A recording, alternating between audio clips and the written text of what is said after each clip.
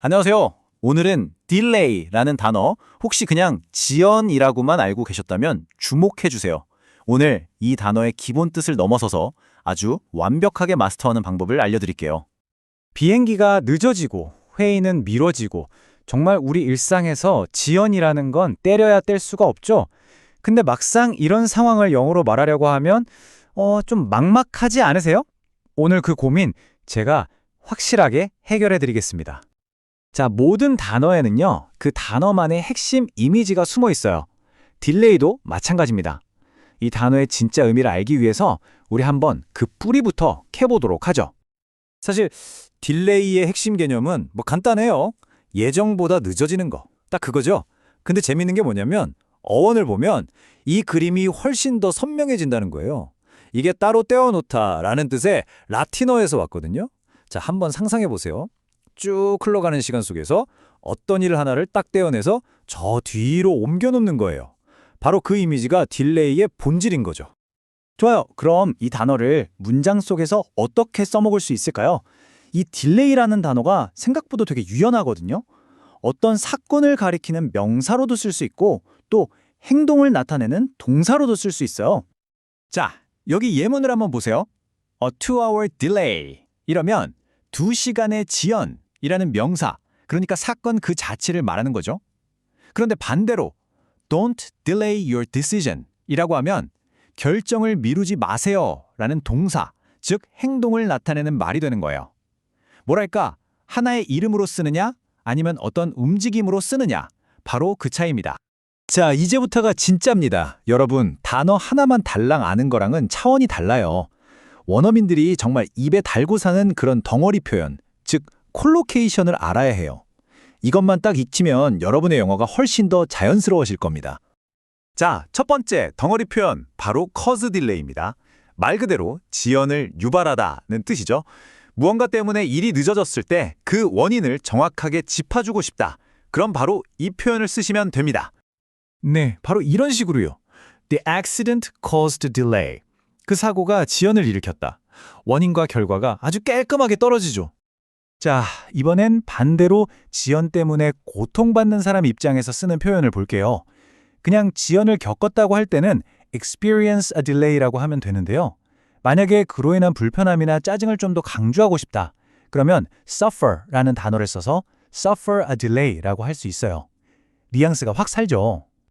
여러분, 공항에 발이 묶여서 하염없이 기다리는 승객들 한번 상상해 보세요. 바로 그분들이 experiencing a delay 하고 있는 거예요. 근데 만약 이게 몇 시간째 계속되고 있다면 생각만 해도 답답하죠. 그럴 땐 suffering a delay가 훨씬 더 와닿는 표현이 되는 겁니다.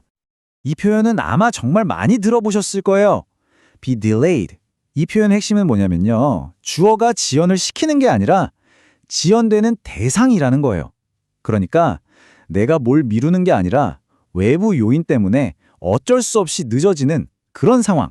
바로 그때 쓰는 수동태 표현입니다. 네, 맞아요.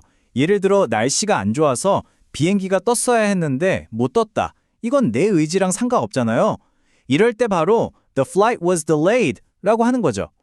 자, 그럼 반대로 미루지 말고 지금 당장 즉시 처리해야 할 때는 뭐라고 할까요? 정반대 표현이 있습니다.